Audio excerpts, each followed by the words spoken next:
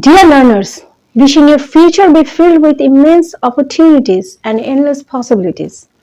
Today I'll explain the very basic term of rest and motion in physics. So let's make a start. In this video, I will explain three basic situations, practical situations of rest and motion. Let's try to know that. Number one situation. Suppose your friend is on the sitting chair of a running car and you are also in that car. If we consider the sitting chair of the car as origin, or reference point, we can say that your friend is at rest with respect to that sitting chair. Here one thing is very important to know, that the distance between the object and the reference point. If the distance between the object and the reference point is changing, then the object is in motion. If the distance between the object and the reference point is not changing, then the object is at rest. In this situation, the reference point is the sitting chair and the object is your friend.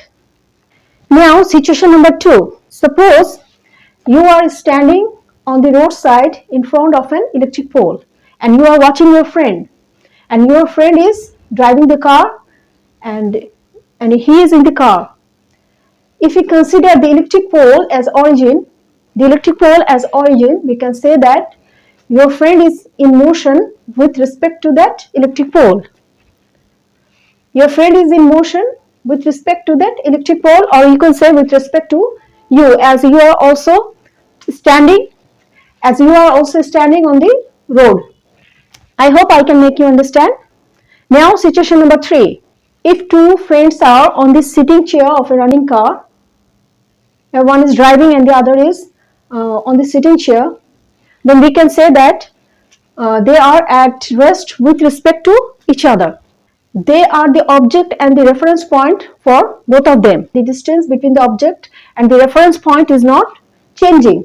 So they are at rest with respect to each other. I hope I can make it clear. Now there is another question, that is there any absolute rest reference point?